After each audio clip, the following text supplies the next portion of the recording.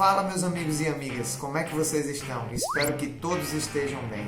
No vídeo de hoje nós faremos uma análise no processo de formação dos tecidos de malha por urdume e por trama. Olha, não sai daí, tá? Que hoje você vai entender de forma rápida e prática como esses dois processos ocorrem, além de analisar junto comigo a estrutura dos tecidos de malha. Bom, sem mais e sem enrolação, roda a vinheta.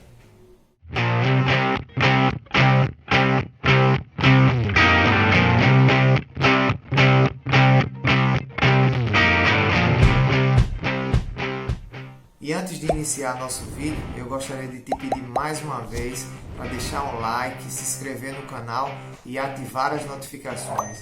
Dessa forma você continua me ajudando a produzir esse tipo de conteúdo para pessoas que se interessam pelo segmento de malharia de urdume. Pessoal, obrigado! Os tecidos de malha surgiram a partir de técnicas manuais de tricô e crochê. E apesar da evolução tecnológica de teares e fibras, por exemplo, as características dos tecidos de malha se mantêm preservadas até hoje. Nesse sistema de formação de tecido, o fio assume formato de laçada senoidal, que passam por dentro de laçadas formadas anteriormente, e assim sucessivamente, formando a estrutura dos tecidos de malha. Pegando como exemplo os tecidos planos, apenas como referência nesse caso, podemos observar pela ilustração que o seu entrelaçamento é feito de forma perpendicular. Então você me pergunta, Rodrigues, o que diabos é perpendicular? O termo perpendicular é definido matematicamente como duas retas que se cruzam formando um ângulo de 90 graus. Ou seja, o tecido plano ele tem na sua estrutura fios entrelaçados no sentido do urdume e trama bem definidos. Já nos tecidos de malha, essa formação ocorre de duas maneiras, por urdume ou por trama. Então você pode se perguntar ou pensar, como é que pode haver uma formação de tecido apenas por urdume ou trama?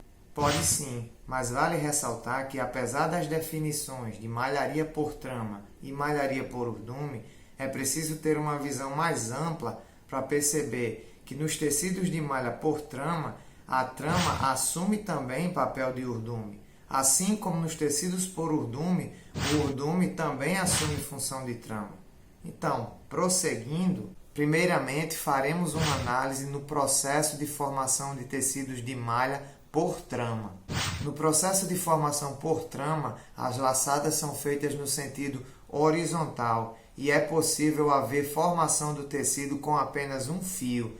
Esse fio faz evoluções no sentido da trama em várias agulhas, formando assim carreiras ou cursos de malha. E a simbologia utilizada para representar os tecidos de malha por trama é essa aqui que podemos ver na ilustração. Como característica marcante, os tecidos de malha por trama são desmalháveis, elásticos e com uma alta taxa de flexibilidade. Faremos então uma análise melhor através de ilustrações dos tecidos de malha por trama. Vem comigo! Iniciando a nossa análise técnica dos tecidos de malha por trama, como podemos observar, aqui temos apenas um fio saindo do cone e fazendo evoluções no sentido horizontal. E é dessa forma que ocorre o processo de formação dos tecidos de malha por trama. Temos ainda aqui destacado em azul uma carreira ou curso de malha, dando mais ênfase a esse processo de formação. Na nossa próxima ilustração nós podemos ver aqui o lado avesso, desse tecido, que é determinado tecnicamente quando os pés da malha estão por cima dos pontos de ligação. Por exemplo, aqui, como você pode ver, os pés estão passando por cima dos pontos de ligação. Na amostra real também é possível enxergar, por exemplo, aqui, os pés passando por cima dos pontos de ligação. Nesse ponto aqui também, E esse aqui é o lado avesso. Na nossa próxima imagem nós podemos ver o lado direito, que é determinado tecnicamente quando os pés da malha estão por baixo. Aqui você pode ver que os pés eles passam por baixo dos pontos de ligação. Na amostra real, é possível ver aqui claramente que os pés entram por aqui, passam por baixo, né? Faz a laçada novamente, passando por baixo mais uma vez, né? E é dessa forma que ocorre o processo de obtenção dos tecidos de malha por trama. E assim finalizamos essa nossa análise.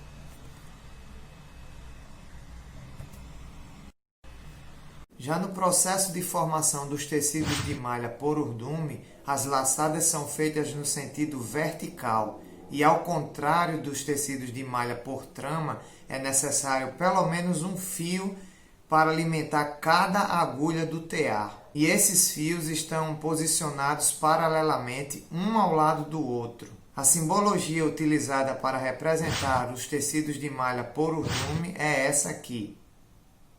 As principais características dos tecidos de malha por urdume é que não são desmalháveis, não se deformam com facilidade, maior rigidez e boa estabilidade dimensional. Vem comigo então agora que faremos uma análise através de ilustrações dos tecidos de malha por urdume.